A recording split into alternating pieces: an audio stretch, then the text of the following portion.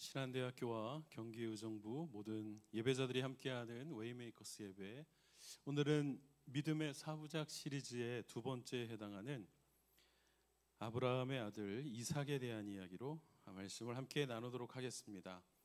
지난주에 우리가 아브라함에 대해서 잠깐 같이 공부했었는데요, 오늘은 말씀을 먼저 함께 읽고 같이 말씀을 묵상하겠습니다. 창세기 22장 2절과 12절의 말씀, 우리 이 두 말씀만 같이 함께 한 목소리로 읽어주시면 감사하겠습니다. 이 말씀을 같이 한번 읽습니다. 시작.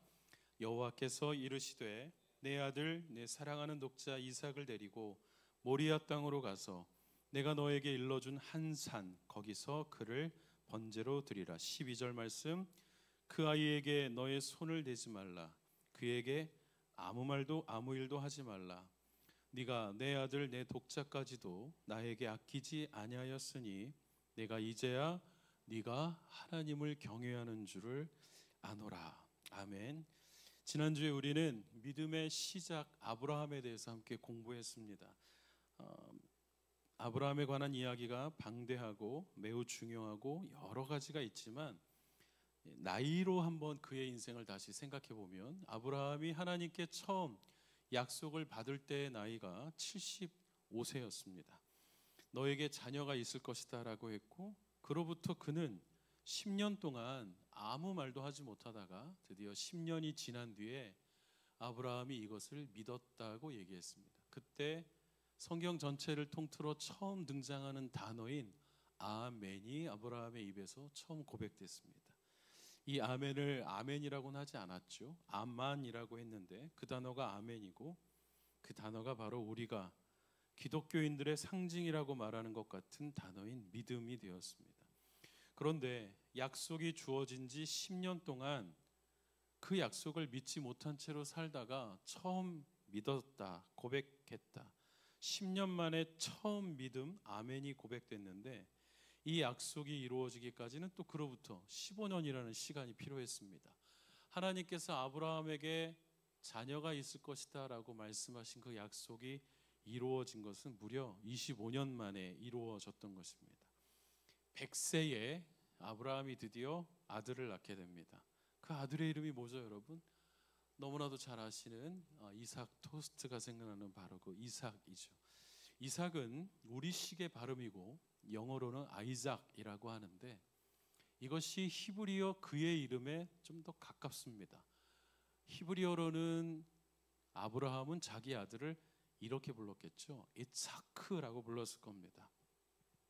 히브리어 단어들은 그 이름에 뜻이 담겨 있는 경우가 많습니다. 의성어가 있고 의태어가 있습니다.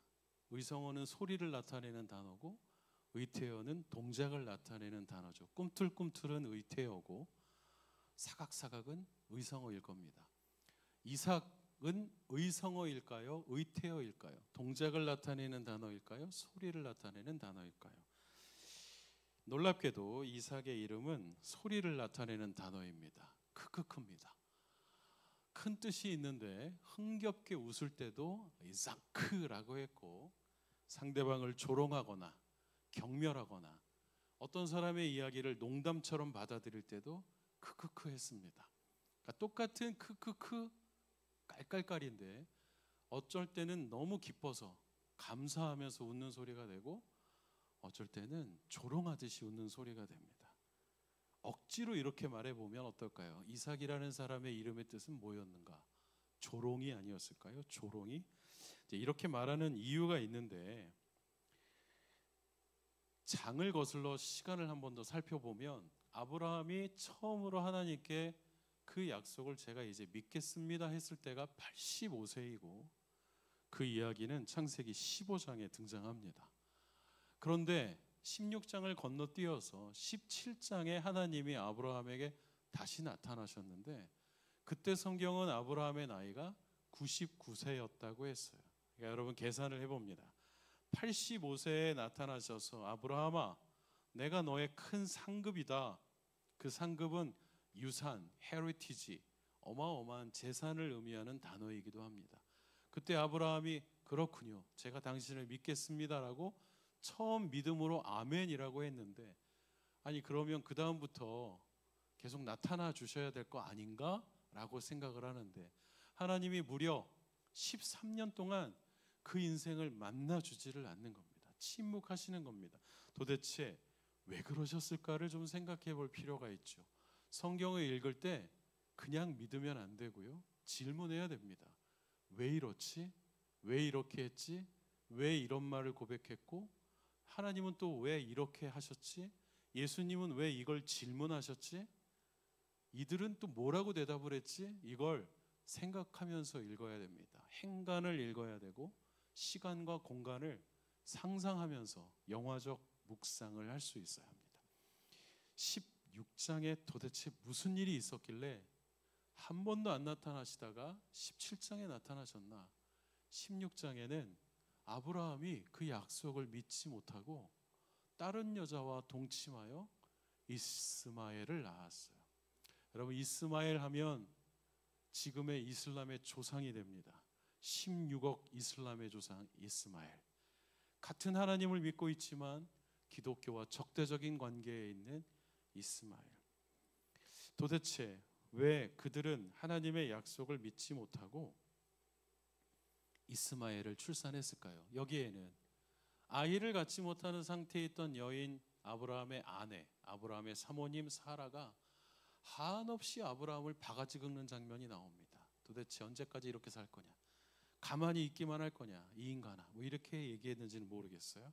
그런 뉘앙스가 담긴 말로 아브라함을 쪼아대기 시작했고 아브라함은 이집트에서 탈출할 때 따라 나온 여종 하갈과 동침하고 이스마엘이 태어나요.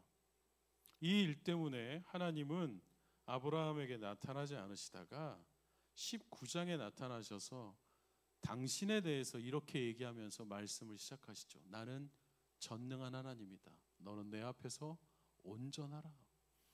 그 뉘앙스에는 하나님의 화나신 마음이 담겨 있는 것 같아요. 내가 너에게 약속을 줬고 너는 그 약속을 믿었는데 도대체 그 중간에 무슨 짓을 한 거냐는 거죠. 교회에 와서 아멘 해놓고 집에 가면서 무슨 짓을 했냐고 물어보시는 것 같은 거죠.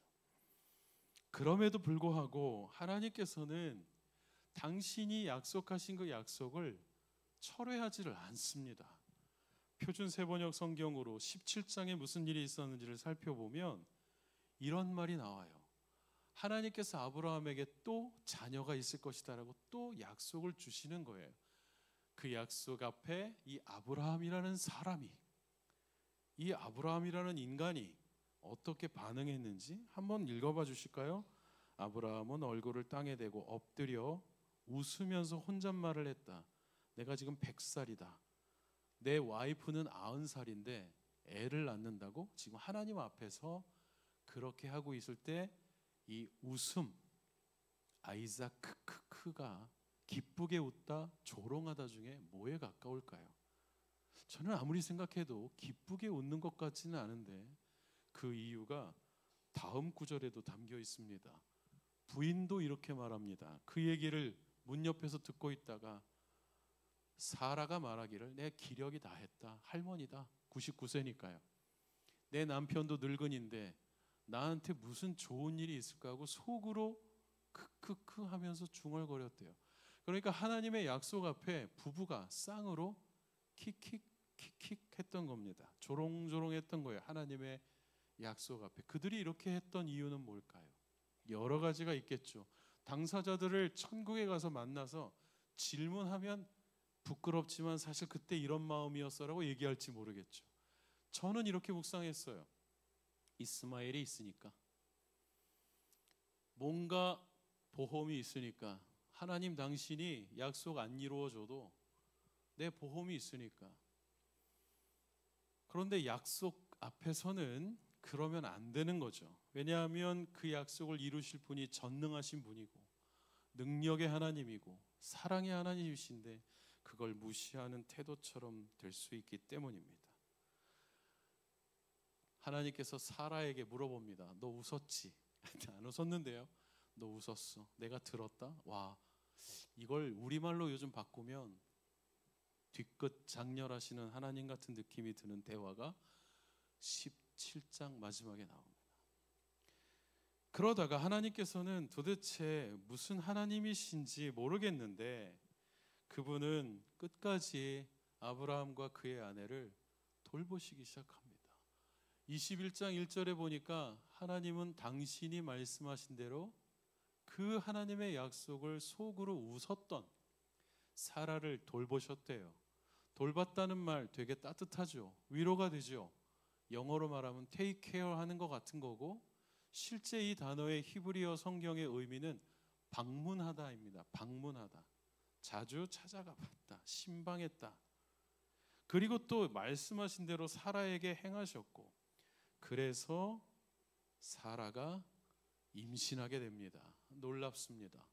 하나님이 방문하시면 99세 할머니가 임신하게 되는 거예요. 하나님이 방문하시면 14살, 12살 학생 같은 마리아가 예수님을 잉태하게 되는 겁니다. 그리고 그들이 할머니 나이가 되어서 아들을 낳았어요. 기가 막힌 일입니다. 그리고 나서 사라의 고백이 바뀝니다. 한번 읽어볼까요? 하나님이 나를 웃게 하시는구나. 듣는 모든 자가 나와 함께 웃겠구나. 우리 아까 이 아이삭이 무슨 뜻인지를 공부했어요. 잠깐 살펴봤어요. 조롱이었습니다. 무슨 그런 말도 안 되는 크크크. 제가 온누리교회 18년 섬길 때 공동체 신방 가면 신방 시간이 좀 길어져서 학교 갔다 들어오는 그 집사님의 중딩 아들이 등장합니다. 그러면 웬 남자가 우리 집에 와 있나? 이제 권사님, 장로님과 함께 와 있으니까 아, 네가 아들이구나. 목사님, 우리 아들이 우리 아들. 그럼 아들은 평소처럼 하라는 식의 표정을 짓죠. 그럼 제가 가서 축복기도 해주는 거예요. 하나님이 이 아이에게 꿈과 희망을 주시고 비전을 주시고, 그러다가 어떤 날은 저도 모르게 하나님이 아이를 유엔의 대사로 삼아 주십시오. 엉뚱한 기도를 했어요. 그랬더니 엄마 입에서는 한숨이 나오고 아이 입에서는 웃음이 나오는 거예요. 이 목사님이 내 영어 점수를 모르는구나. 조롱하는 거였습니다. 아멘이 아니라. 왜냐? 믿지 못할 약속을 하니까. 말도 안 되는 선포를 하니까. 아브라함과 이삭이, 아니 사라가 100살 된 할아버지 아브라함과 99세 된 사라에게 아이가 있을 것이다 때 그들이 조롱했는데, 하나님은 그 조롱의 웃음을 모든 사람들이 들으면 기뻐할 만한 웃음으로 바꾸어 주셨습니다. 이삭이 이삭 됐어요. 우리는 이걸 하나님이 참 지독하게 열심이시다라고 생각합니다. 하나님을 조롱하던 믿음의 사람들, 말이 안 되죠. 믿음의 사람들이면 왜 하나님을 조롱합니까? 왜 그분의 말씀에 우습게 여깁니까? 그런데 하나님은 그럼에도 불구하고 약속을 이루어주고 돌봐주시고 그들의 조롱의 웃음을 기쁨의 웃음으로 바꿔주셨던 거예요. 어쩌면 사라가 임신할 거야, 아이를 낳는다라는 소문이 그 인근 지방에 퍼졌을지도 모르죠. 사람들은 조롱했을 거예요. 저것들이 교회 다닌다고 말도 안 되는 소리 하고 있네 했을지도 몰라요. 그런데 하나님은 그 얘기를 듣는 모든 사람들이 기가 막혀서 웃는 놀라운 믿음의 웃음으로 바꿔주셨습니다. 여기서 우리가 한 가지 또 생각해 봅니다. 여종이 낳은 아들 이스마엘, 주인이 낳은 아들 이삭, 이름의 뜻이 너무나도 다릅니다. 이스마엘은 무슨 뜻일까요? 이 샤마엘, 하나님이 들으시다예요. 쉐마 이스라엘, 들으라 이스라엘. 이스마엘의 이름에 쉐마가 들어 있습니다. 하나님이 들으신다. 그런데 주인의 아들의 이름은 키킥입니다. 키킥이. 도대체 하나님은 누구를 선택하실 것 같아요? 누가 하나님의 아들 같아요? 그런데 이스마엘은 하나님의 아들이 아니라 하나님의 약속을 우습게 여기고 안 믿고 조롱하던 애를 하나님은 내 약속의 자녀라고 하셨던 거예요. 하나님은 그런 분입니다. 나 같은 집안에서 태어난 우리 집이 무슨 이런 일을 하고 있는 그 약속과 꿈과 비전을 조롱하듯이 생각하는 사람에게 방문해 주시고 찾아와 주셔서 믿게 만들고 웃게 만드시는 하나님.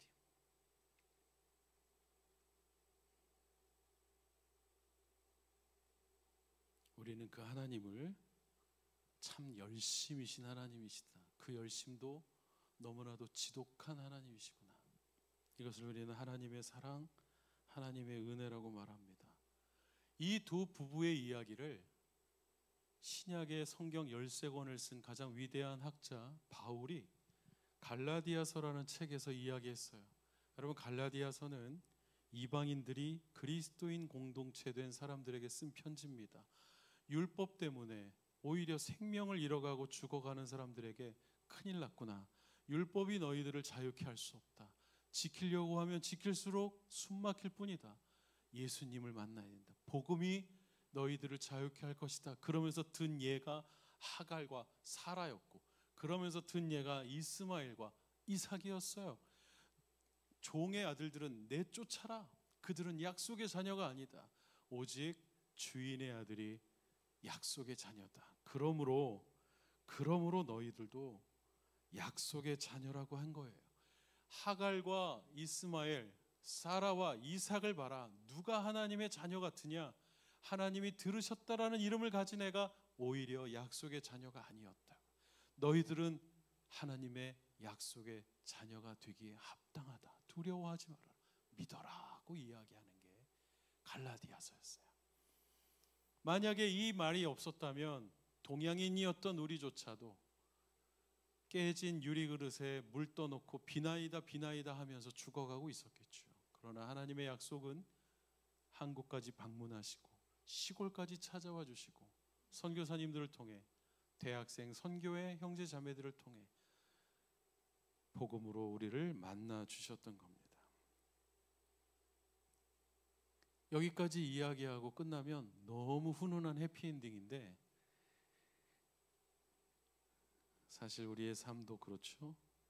부흥에 와서 너무 은혜 받고 세상이 다 변한 것 같은 마음으로 가정으로 돌아가는 순간 우리를 기다리고 있는 게 있죠. 그게 바로 시험입니다. 표준 세번역 성경으로 이 구절을 다시 한번 살펴봤어요. 하나님이 아브라함을 시험하시려고 그를 부르셨대요. 여러분, 우리 찬양도 하나님의 부르심에는 후회하심이 없네 이런 거 막 부르면서 좋아하잖아요. 그런데 왜 부르셨나 봤더니 시험하시려고 불렀어요. 원치 않는 일을 경험하는 겁니다. 성경에 나오는 시험은 여러 가지 의미가 있는데 여기에 나온 시험은 테스트하다입니다. 테스트하다. 누가 누구를? 하나님이 아브라함을 테스트하시는 것 같죠? 그런데 이 단어 안에는 놀라운 뜻이 또 숨겨져 있는데 모험한다. 그리고 무언가를 증명한다. 이런 의미가 담겨 있어요. 자, 과연 이 테스트는 누가 누구를 테스트하는 것이며 누가 모험을 거는 것이며 누가 무엇을 증명하는 사건이었을까요? 하나님이 아브라함을 불러서 했던 시험은 너의 아들을 번트 어퍼링으로 바쳐라입니다. 여러분, 교회 오래 다니신 분들은 한 번쯤은 다 들어봤을 거예요. 화제, 소제, 번제, 무슨 제 무슨 제. 잘 모르겠죠. 잘 몰라도 돼요. 목사님들이 잘 가르쳐주면 됩니다. 그런데 이거는 좀 알면 좋을 것 같아요. 번제가 뭐냐? 불태워 드리는 제사입니다. 이런 거죠. 동물을 뼈와 살과 근육과 힘줄과 마디를 다 쪼개서 이게 원래 무슨 동물이었죠? 아까 양이었나요? 염소였나요? 이게 모르겠네. 헷갈리네. 할 정도로 원형 보존이 안 될 만큼 완전히 아작을 내는 형태의 제사가 번제. 다 태우는 겁니다. 여러분, 제사장들의 옷이 멋있지 않아요. 동물의 내장, 파리, 똥, 더러운 게 다 묻어있는 피가 낭자한 옷들을 입고 있죠. 그런데 문제는 하나님이 번제를 만드시고 이 번제로 기뻐하시고 백성들과 화해를 하셨는데 이방신들이 이걸 따라해서 변형시켰습니다. 그들은 너희들의 자녀를 나에게 바치라고 했어요. 성경에 나오는 몰렉, 그모스 이러한 끔찍한 신들, 바알 이런 애들은 인신 제사를 원했습니다. 어릴 때 교회 가서 성경 읽으면 무슨 말인지를 몰랐어요. 자녀들을 불 가운데 지나가게 했대요. 이게 도대체 무슨 말이지? 알고 보니까 아이들이 12살 되기 전에 하나님 앞에 바치는 게 아니라 신에게, 자기들이 신은 그 신에게 아이들을 살아있는 채로 불에다 던집니다. 지금은 없어졌지만 아프리카 감비아라는 땅에 한국인 선교사가 거의 처음 가셨을 때가 1980년대 말이었습니다. 이재환 선교사님이라는 분이시죠. 컴미션을 만드신 분인데 이분이 가서 너무 놀란 거예요. 각 집마다 아이들이 있는데 이 아이들이 다 둘째 아들이에요. 첫째 아들이 약속이나 한 듯이 없습니다. 왜 그런가 했더니 그 지역의 신이 너희 집의 아들이 12살 되기 전에 내게 바치라는 거예요. 12살 되기 전에 아이들을 갖다 바치는 나라가 아프리카 감비아 땅이었습니다. 선교사님이 그 얘기를 듣고 슬픔과 분노가 동시에 몰려오면서 내가 이 땅을 위해 희생해야겠다, 싸워야겠다는 결정을 내릴 수밖에 없었죠. 이게 성경에 나오는 어린 아이들을 나에게 바치라고 했던 번제였어요. 그러니까 여러분, 지금 하나님이 아브라함에게 하신 말씀이 뭡니까? 번제를 바쳐라고 했을 때 동물을 이야기하신 게 아니라 너의 아들을 바치라고 한 거예요. 그러니 이게 정말 하나님의 음성인지 심각하게 다시 물어봐야 되는 거죠. 잘못 말씀하셨나 했더니 성경을 보니까 너의 독자, 네가 사랑하는 빼박, 다른 걸 이야기할 수 없는, 혹시 이스마엘 말씀하신 거? 아니, 너의 독자 할 때 그 독자가 너의 DNA가 있는 아주 노골적인 생물학적 단어를 쓰셨어요. 너의 아들 하나밖에 없는 너의 친자식인 이삭을 나에게 바쳐. 아니 75세에 만나 약속 주시고 10년 동안 아멘을 기다리신 후에 25년 만에 첫 아들을 주실 때는 언제고 그걸 다시 달라고 하신다는 게 말이 됩니까? 그런데 아브라함은 이 약속 앞에 묵묵히 응답하기 시작합니다. 창세기 22장에 가면 장엄한 배경음악이 깔리면서 갑자기 화면이 잿빛으로 변하기 시작합니다. 덜그럭 장작을 준비하는 아버지와 아들의 모습이 나오죠. 그리고 아침 일찍 밤에 잠을 잘 수나 있었을까요? 도대체 이 미션이 무슨 미션이길래 밤에 잠이나 올 수 있었을까요? 성경은 아침 일찍 그들이 일어났다고 하는데 저는 아무래도 밤을 꼬박 샌 것 같다. 그리고 그들이 하나님이 지정하신 어느 한 산이 보이는 지역인 모리아 평지라는 곳까지 뚜벅뚜벅 걸어가는데 성경은 그들이 3일 길을 갔다고 합니다. 여러분 아까 말씀드렸죠? 성경 읽을 때 시간과 공간을 그냥 지나가면 안 된다고요. 3일 길을 가는데 부자간에 아무 대화가 없어요. 떨그럭 소리만 나는 거예요. 저도 지금은 20대 중반이 된 아들이 있지만 이 아들이 사춘기 때도 적어도 한두 마디는 합니다. 어디 갔다 왔어? 밥 먹었어? 이 정도는 합니다. 그런데 아무리 그래도 그렇지 3일 동안 아버지와 아들이 아무 말도 안 한다? 할 말이 없는 거죠. 이 상황이 무슨 상황인가? 할 얘기도 없고 할 마음도 없고 그냥 떨그럭 3일을 갑니다. 그래서 여러분 성경을 읽을 때 창세기 22장에 도달하면 너무 빨리 읽지 말고 3일 길을 가니라 하면 잠깐 멈추세요. 최소한 3분만이라도 어떻게 갔을까? 그냥 한번 내가 영화 감독이다 생각하고 상상해 보세요. 종들은 저벅저벅 흙먼지만 날리는 거예요. 제가 만약에 단편 영화를 만든다면 한 1, 2분을 그걸로 할애할 것 같아요. 아무 소리도 안 나고 저벅저벅 덜그럭. 그리고 나서 드디어 3일 길을 가니까 어느 한 산의 끄트머리가 보이기 시작하고 그 땅은 하나님이 명령하신 모리아 평지였습니다. 많은 사람들이 아브라함이 이삭을 바친 산을 모리아 산이다 하고 그 산을 찾아 헤매는데 성경은 정확하게 말하기를 모리아 땅에 있는 어느 한 산이라고 했어요. 편의상 모리아 산이라고 하는 겁니다. 산의 이름이 모리아 산은 아닌 겁니다. 어쨌거나 그 광경이 보일 때 아브라함이 멈춰 섭니다. 왜 멈춰 섰을까요, 여러분? 이제 아들을 죽여야 되는 지점이 보이는 거예요. 멈출 수밖에 없겠죠. 신나서 갈 수는 없는 겁니다. 그때 아브라함이 몸을 돌려 종들에게 한 말이 있습니다. 저는 이 종들에게 말하려고 몸을 돌릴 때도 그의 발걸음은 얼마나 무거웠을까. 그러면서 그가 22장 4절에 이런 말을 합니다. 이거 되게 중요한 구절이어서 같이 한번 읽어볼게요. 아브라함이 종들에게 이르되 너희는 나귀와 함께 여기서 기다려라. 내가 아이와 함께 저기 가서 예배하고 너희에게로 돌아오겠다.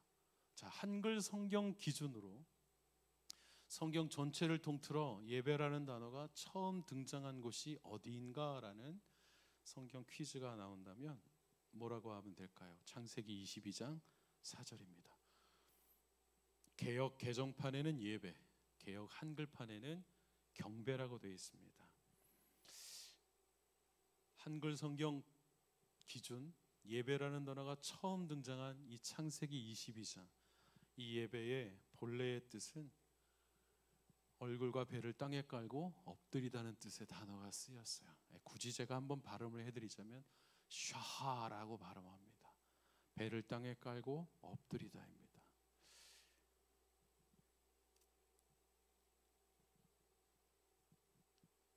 아브라함이 종들에게 뭐라고 말한 거예요?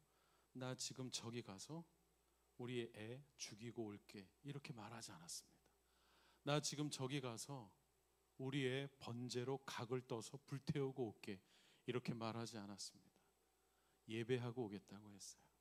저는 이 말씀으로 한국에서 수능 시험을 보는 부모님들에게 종종 많이 설교를 하곤 했는데, 수능 시험을 시작하면 부모님과 자녀가 동시에 고3이 같이 됩니다. 아빠들은 잘 그걸 이해를 못해요. 엄마가 같이 밥을 안 먹으면 아니 애는 그렇다 치고 당신은 왜 그러면 저렇게 애 마음도 모르고. 엄마는 밥이 넘어가지 않는 거예요. 수험생 우리 아들 때문에 마치 모리아 산을 향해 같이 가는 것처럼 말이죠. 그런데 시험날 엄마가 갈 수 없는 데가 있습니다. 시험장 안은 못 들어갑니다. 아들만 들어가야 됩니다. 번제단 위에 그만 올라가야 돼요. 아들만 올라가야 되죠. 그런데 이 모든 과정을 어떻게 생각하고 오셨습니까? 라고 한번 물어본 적이 있습니다. 고생했다, 힘겹다, 이런 감정들이 있는 표현들이신데 어쩌면 여러분이 지금까지 오신 이 1년간의 과정이 하나님 앞에서는 예배가 아니었을까요? 라고 물어보면 그때 많은 분들이 감동을 하거나 다시 생각하는 표정을 짓기도 하시죠. 아브라함은 그 아들 이삭을 정말 죽이려고 했을까요? 이것도 우리가 질문하는 것 중에 하나입니다. 정말 죽이려고 했을까? 설마? 어떻게 생각하십니까, 여러분? 아브라함이 그 아들 이삭을 정말 살해할 의도가 있었다? 없었다? 뭐라고 생각하세요? 성경에 그 증거가 나와 있습니다. 개역 성경에 이렇게 표현되어 있죠. 아브라함이 그 아들을 잡고자 했다. 이게 제가 이 참 성경 읽으면서 그 단어에 동그라미를 치면서 기가 막히다. 어떻게 이걸 이렇게 표현했을까? 이놈이 사람 잡네 하는 단어를 썼구나. 그 아들을 잡고자 하더니, 동물 잡을 때 쓰는 표현을 썼어요. 그러니 난리가 난 겁니다. 성경학자들은 이 당시 이삭의 나이를 대략적으로 20대가 넘었을 것 같다고 얘기해요. 열심히 공부하신 분들이에요. 그러면 여러분, 아브라함이 100살이 넘고 아들이 20대면 힘겨루기를 해도 아들이 이겨야 됩니다. 그런데 지금 아브라함이 그 아들을 죽이려고 해요. 그래서 성경은 그 광경을 아빠가 사람 잡네 하는 단어를 쓰셨어요. 정말 그러다가 얘가 죽을 것 같다는 상황이 다다랐을 때 하늘에서 음성이 들리기를 아브라함아 아브라함아 합니다. 여러분, 이름을 2번 부르는 거는 왜 그럴까요? 이름을 2번 부르는 이유, 교회 안 다니는 사람처럼 생각해야 됩니다. 급하니까, 너무 다급하니까, 정말 죽이려고 하니까 손을 잡으면서 아브라함아 아브라함아. 이걸 교회에서 성경 본문 읽을 때 우리 장로님들이 아브라함아 아브라함아 이렇게 여유 있게 읽으면 안 됩니다. 급한 상황이에요. 급한 상황. 그러면서 마치 하나님의 사자가 숨을 몰아쉬듯이 아브라함에게 하신 말씀, 그 아이에게 손대지 마라, 아무것도 하지 말아라. 아니, 아까는 형체를 알아볼 수 없는 불태워서 죽이는 번제로 바치라고 해놓고서, 그것도 동물이 아니라 이방신들이나 하는 인신제사를 하라고 해놓으셨고, 지금은 또 손대지 말라고 하시니 도대체 여러분 우리가 믿는 하나님은 어떤 하나님이냐는 거예요. 처음에는 한 명밖에 없는 아들 독자 이삭을 25년이나 그 한 가지 약속만 이루어 주실 것처럼 열심히 방문하고 수고하고 노력해 주시더니 이제는 그 아들을 흔적도 없이 바치라고 하시더니 정말 그렇게 하려고 하니까 또 하지 말래. 여러분 이런 하나님을 우리가 믿고 있습니다. 도대체 그분은 왜 그러시는 걸까요? 우리가 그분의 마음을 어디까지 다달아서 이해하고 우리의 인생을 해석할 수 있을까요?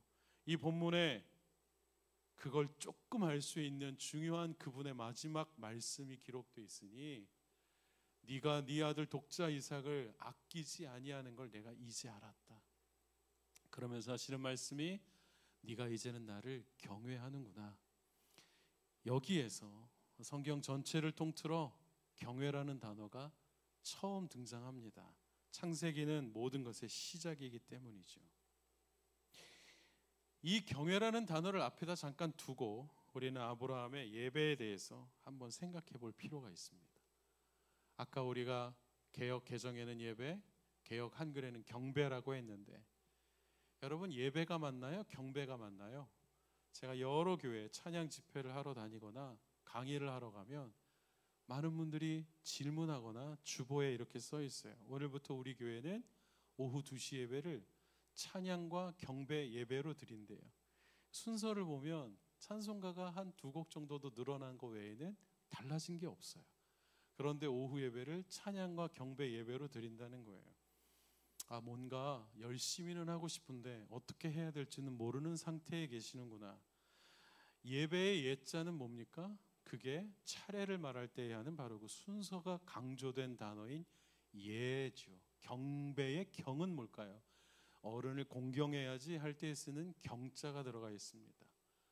중요한 건 예냐 경이냐가 아니라 공통적으로 나오는 단어입니다. 그게 배입니다. 배는 아브라함이 내가 저기 가서 하나님께 예배하고 오겠다 할 때 했던 그 태도인 엎드려 얼굴을 땅에 깔고 경배하는 face down의 자세를 뜻하는 의태어죠. 일본어 성경은 레이 하이가 더 많아요. 예배라는 단어가. 중국 성경은 게이 하이가 더 많습니다. 경배하다. 우리나라는 중국어와 일본어에서 다수 영향을 받아서 예배와 경배가 혼용돼서 사용되었는데 이 단어는 우리가 아는 것처럼 오전 11시는 예배고 청년부 예배는 경배가 아닙니다. 똑같습니다. 영어 성경은 NIV든 KJV든 킹 제임스 버전이든 NASB든 어떤 것이든 이 모든 단어를 다 똑같은 한 단어인 가치 있게 여기다라는 단어에 worship plus SHIP로 다 사용했어요. worship입니다. worship입니다. 중요한 건 그거예요. 지금 하나님께서는 아브라함에게 뭘 시험하시려고 했던 걸까요? 하나님이 아브라함을 불러서 내가 너를 시험하겠다고 하셨을 때 이 믿음의 시험은 사실 어쩌면 예배의 시험은 아니었을까요? 정말 이 예배가 나를 경외하는 예배인지 그걸 하나님은 알고 싶어 하지 않았을까요? 따라서 하나님께서 아브라함을 시험하시려고 부르셨던 그 과정은 어쩌면 하나님의 자기 자신을 향한 테스트였을지도 모릅니다. 내가 약속을 주고 지금까지 그 약속을 이루어준 수많은 배신과 변심과 변절과 조롱에도 불구하고 나는 그들을 향해 나의 사랑과 열정을 끊임없이 쏟아부어준 내 사람 아브라함이 정말 나를 경외하는지 궁금하셨던 건 아닐까요? 그게 바로 주님이 말씀하신 내가 이제야 알겠다. 그래서 여러분 밑줄을 그어야 되는 성경 구절은 마침내 이제야 드디어인 이제야에 해당합니다. 아브라함은 25년간 아들을 기다렸을지 모르지만 하나님은 25년 그 이상을 아브라함의 예배를 기다렸었던 겁니다.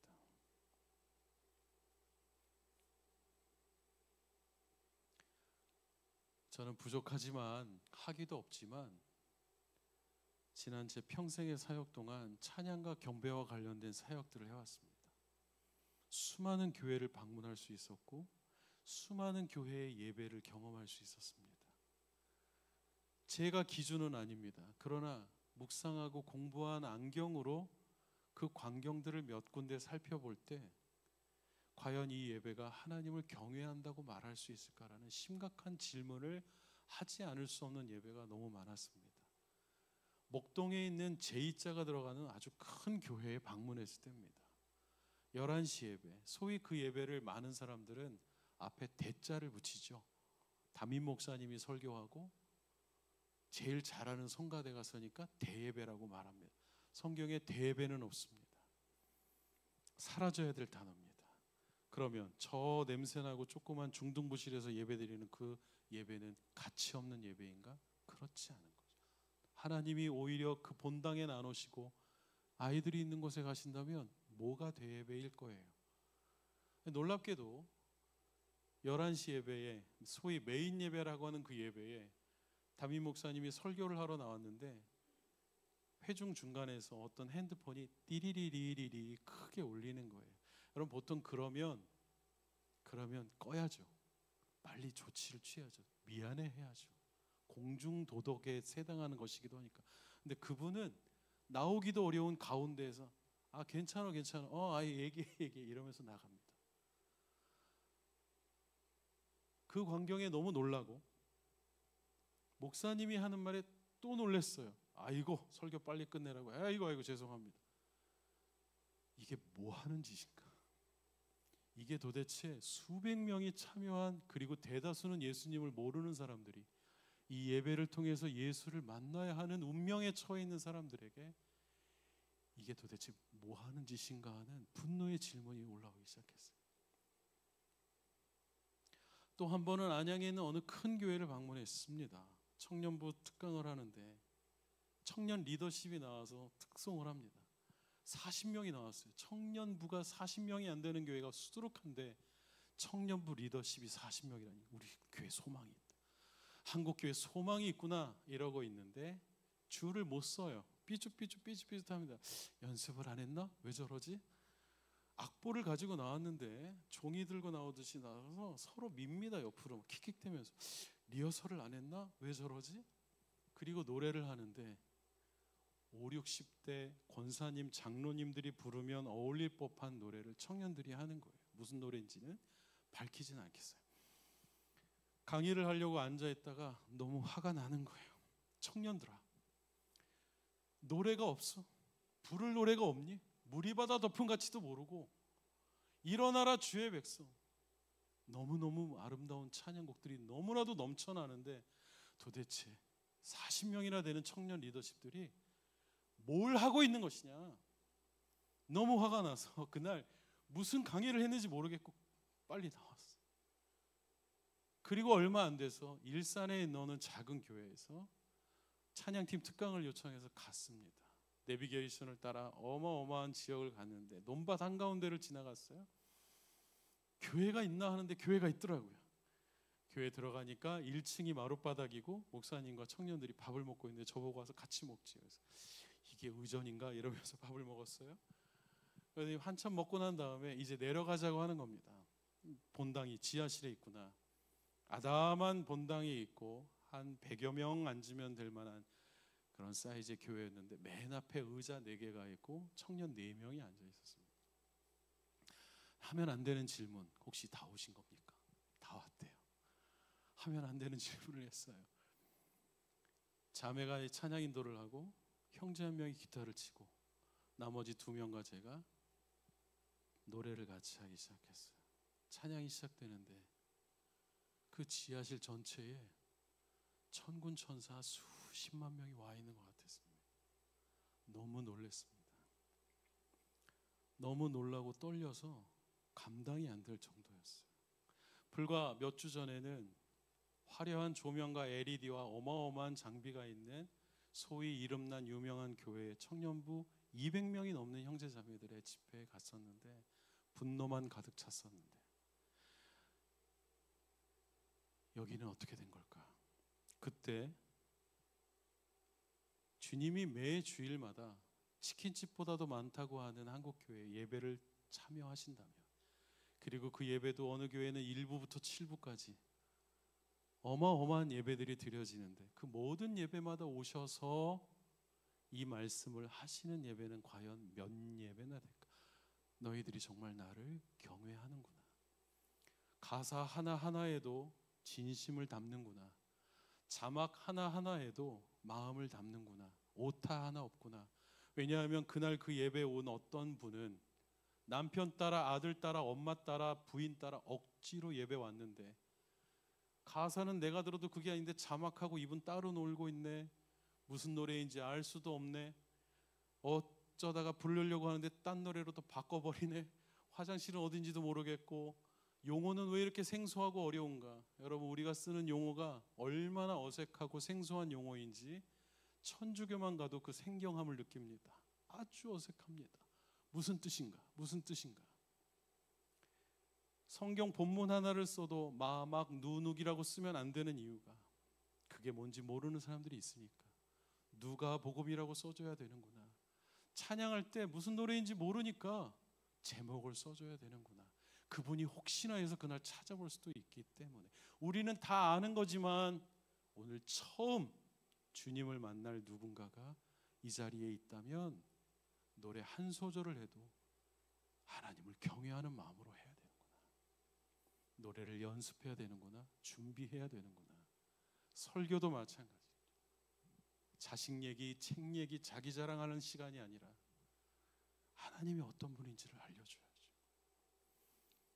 하나님은 어쩌면 오늘도 우리의 믿음, 우리의 믿음의 예배, 그 예배를 통해 우리를 시험하시고자 하는 이 모든 것들은 어찌 보면 하나님의 모험이 아닐까요? 내가 너를 20년 전에 만나 주었고, 내가 너를 어머니 뱃속부터 만나 주었고, 너의 가정을 방문하고, 너의 학교를 방문하고, 너의 심령을 방문했는데